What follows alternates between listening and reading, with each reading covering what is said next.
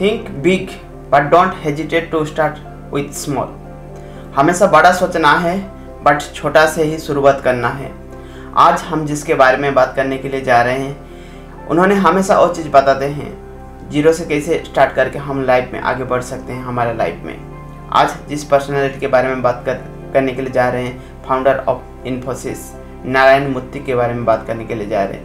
उनका लाइफ में उन्होंने भी क्या चैलेंजेस फेस करके उन्होंने लाइफ में आगे बढ़ा, आगे ग्रो किया, इतना सक्सेस को अचीव कर पाया।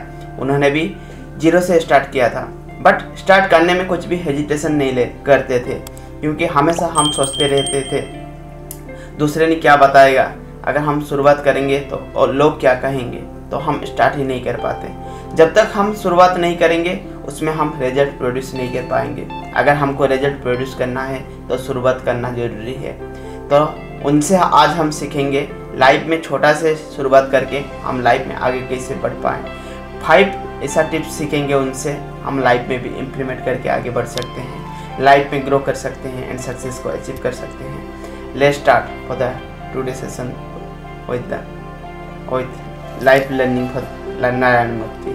Every problem there is solution, but you must take action.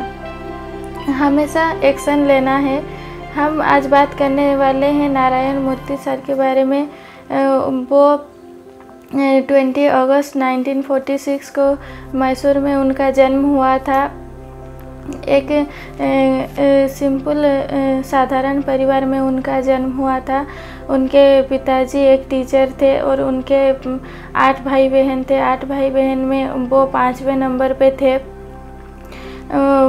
क्योंकि उनका फादर एक टीचर थे तो हमेशा उनके घर में पढ़ाई लिखाई का माहौल लगा रहता था। वो भी बहुत अच्छा पढ़ाई करते थे, हमेशा वो फास्ट रहते थे। उनका प्राथमिक शिक्षा उनके पास के ही स्कूल से ही वो पूरे किए हैं। वहाँ पे भी वो बहुत अच्छा पढ़ाई करते थे। वो बहुत इंटेलिजेंट भी थे। आगे जाकर वो आगे पढ़ाई करना चाहते थे। उनका जब वो 10th के बाद उनका एडमिशन NIE यूनिवर्सिटी में उनका एडमिशन कर दिया गया। वहाँ पे वो पढ़ाई किया और वहाँ पे वो इलेक्ट्रिकल इंजीनियर से अपना ग्रेजुएशन कंप्लीट किया। और आगे का पढ़ाई के लिए उनको IIT कानपुर में उनका सिलेक्शन हो गया। लेकिन पहले भी +2 के बाद उनका IIT में सिलेक्शन हुआ था, लेकिन उनके पिताजी ने उनको सब मना कर दिया था कि उनको वहाँ पे जाने के लिए मना कर दिए थे, क्योंकि वो इतना जो भी खर्चा होगा वो उठा नहीं पाएंगे, क्योंकि उनका इतना बड़ा फैमिली था। तो सबको वो बराबर का देखने के लिए चाहते थे और इसीलिए उन्होंने मना कर दिया खर्चे देने के लिए। तभी उन्होंने इलेक्ट्रिकल इंजीनियर वहीं पे इलेक्ट्रिकल इंजीनियर यूनिवर्सिटी में वो एडमिशन हो गए थे। लेकिन वो कंप्लीट होने के बाद वो फिर से IIT कानपुर में उनका सिलेक्शन हो गया। तभी वो कानपुर जाने के लिए रेडी हो गए और वो हमेशा से कानपुर IIT में एडमिशन होने के लिए उनका बहुत इच्छा था। तो वो जाने के लिए चाहे तो उनके पिताजी, क्योंकि उनके पिताजी उनको मना कर दिए थे पैसे देने के लिए, तभी किसी भी तरह करके उन्होंने एडमिशन के फीस जमा कर लिए और आगे जाके वो IIT कानपुर में एडमिशन ले गए। लेकिन आगे का पढ़ाई करने के लिए उनके पास उतना पैसा नहीं था। वहीं पे डॉक्टर रामकृष्ण, वहाँ पे एक प्रोफेसर थे डॉक्टर रामकृष्ण मूर्ति, तो उन्होंने उनको फाइनेंशियली बहुत ज़्यादा सपोर्ट किया और उन्होंने आगे का पढ़ाई कंप्लीट किए। तो उसी से हमें पता चलता है कि every problem there is solution but you must take action. Yes, Narayana Murthy के जी लाइफ में भी और फाइनेंस का चैलेंजेस था। उनका फादर और एफोर्ड नहीं कर सकते थे, बट उन्होंने डिसाइड किया और एक्शन लेंगे और कानपुर में IIT करेंगे। उन्होंने ठान लिया। तो उन्होंने एडमिशन होने के लिए अरेंजमेंट कर लिया एंड जाके एडमिशन हो गया। उनको पता नहीं था आगे का जर्नी कैसे होगा, बट उन्होंने उनका जो प्रोफेसर था उनसे और मदद मिलने लगा। तो लाइफ में हम कोई भी एक्शन लेने से पहले हम बहुत बार सोचते हैं वो चीज़ हो पाएगा नहीं हो पाएगा, बट हमको फर्स्ट ऑफ ऑल जो चीज़ हम डिसाइड कर लिया लाइफ में उसको आँख बंद करके हमको एक्शन लेना है।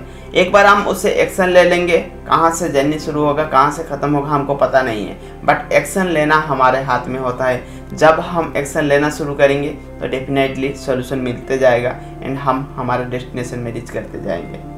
यस, उनका बेमिसाल अचीवमेंट के वजह से उनको फादर ऑफ आईटी सेक्टर भी कहा जाता है और उन्होंने कामयाबी वहाँ पे आईटी कंपनी में कामयाब हुए, बहुत सफल भी हुए।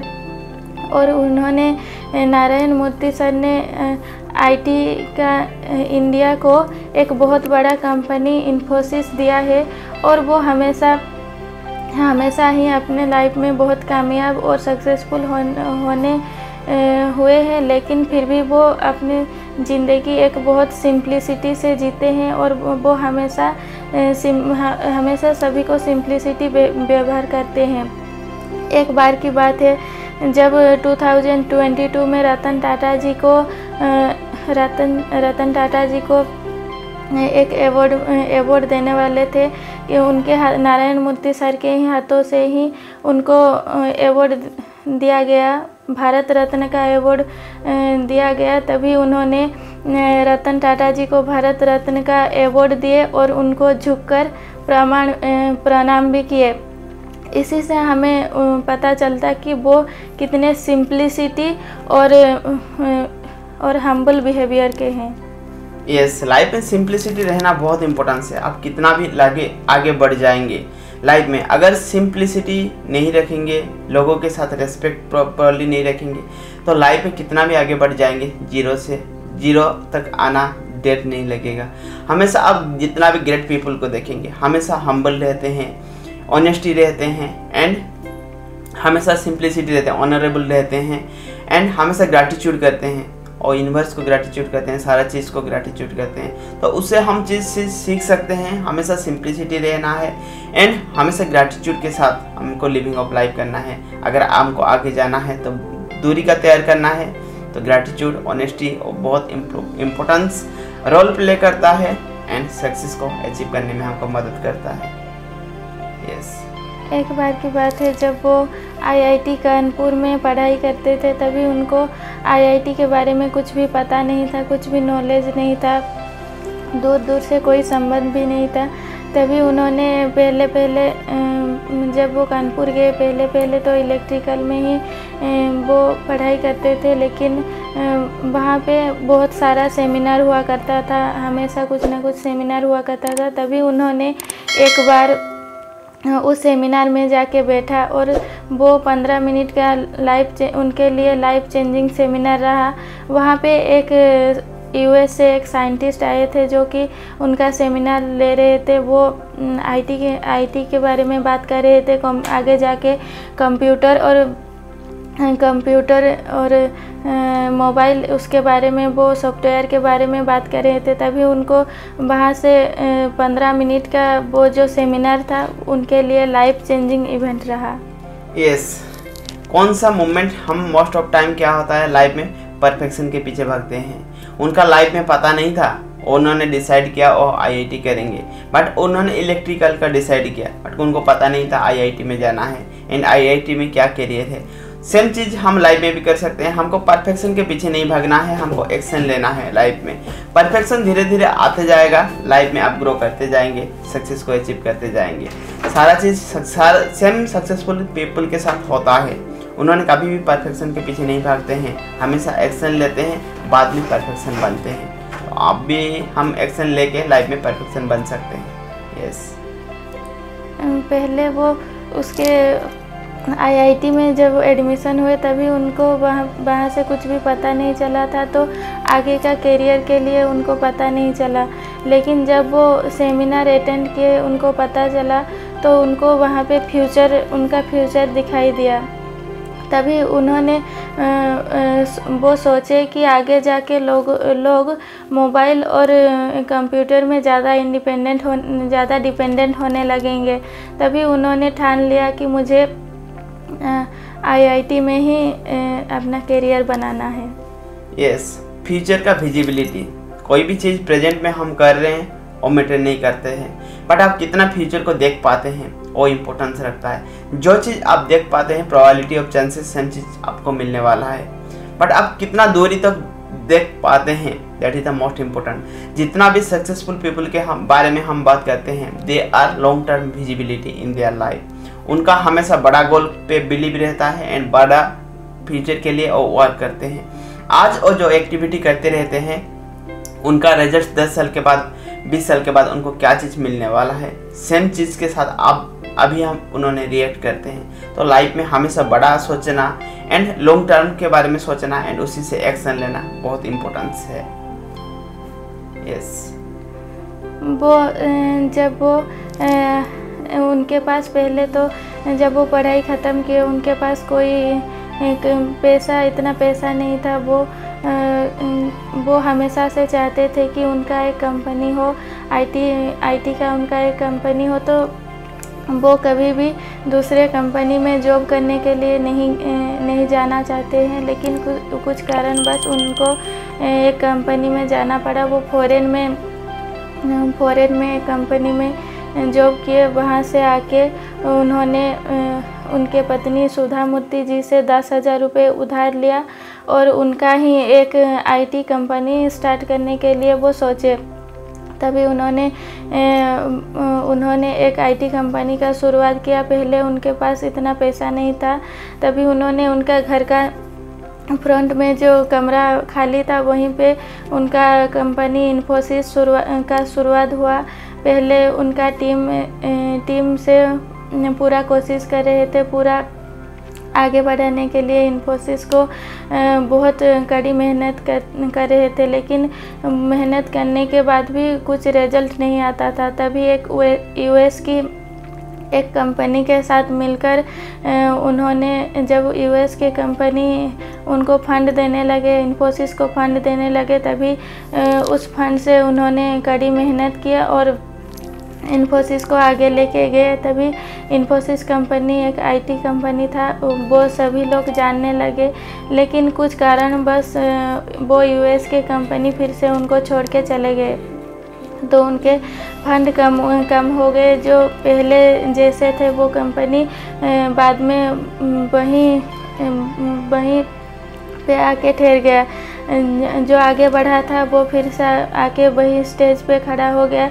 तभी बहुत लोग उनको ये सजेशन दिया कि आपको अभी कंपनी बंद कर देना चाहिए, लेकिन उन्होंने किसी की बात भी नहीं सुना और बहुत कठिन परिश्रम के बाद उन्होंने आज इस मुकाम पर हासिल हुए। आज वो एक सक्सेसफुल कंपनी है इन्फोसिस।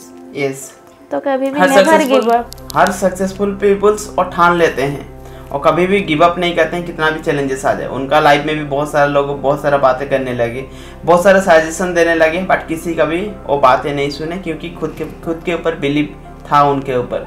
एंड जितना भी सक्सेसफुल पीपल देखेंगे, उनका लाइफ में चैलेंजेस आता है, बट वो चैलेंजेस से कभी भी हटते नहीं हैं, वो डांटे रहते हैं एंड तब तक फॉलो करते हैं जब तक वो चीज़ों को अचीव ना कर लेते हैं। और वो चीज़ हम भी लाइफ में, एवरी पीपल्स लाइफ में इम्प्लीमेंट करके, challenges and difficulties these are the part in life. अगर उसी को आप प्रॉपरली गाइड करेंगे तो definitely you will be reach your destination about in your life.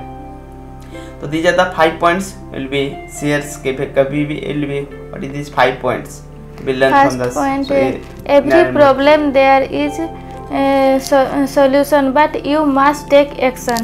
Yes, हर किसी का हर प्रॉब्लम पे सॉल्यूशन है, बट आपको एक्शन लेना पड़ेगा। दूसरा है सिंप्लिसिटी एंड हम्बल बिहेवियर, हमेशा ग्रैटिट्यूड के साथ लिविंग ऑफ लाइफ करना। और उनका वो लाइफ चेंजिंग इवेंट जो रहा है, यस, लाइफ चेंजिंग इवेंट्स बहुत मोमेंट रहता है। लाइफ चेंजिंग जो उनका लाइफ में जो 15 मिनट्स का वो सेमिनार को अटेंड किए थे एंड वो 15 मिनट्स उनका लाइफ में पूरा चेंज लेके आया था। आज नारायण मूर्ति बने हैं इन्फोसिस का founder because of this 15 minutes. उसके लिए हमेशा सेमिनार, अच्छा एनवायरनमेंट में टाइम स्पेंड करना। Whenever you get opportunity, grab it. Yes, जब भी आपको अपॉर्चुनिटी मिले उसी को आप ग्रैब करते रहना, क्योंकि अपॉर्चुनिटी आपको बता के नहीं आता है कि I am opportunity, grab it, you will be take it and you will be grow in your life. Never give up in your life. आप कभी भी लाइफ में गिव अप नहीं करना है। कुछ भी एक्शन कर रहे तब जब तक करेंगे जब तक रिजल्ट प्रोड्यूस ना कर ले। These are the 5 points we learn from the Narayana Murthy and we can implement in our life and we will be grow in our life. Thank you and love and respect to everyone. Thank you to everyone and love and respect to everyone.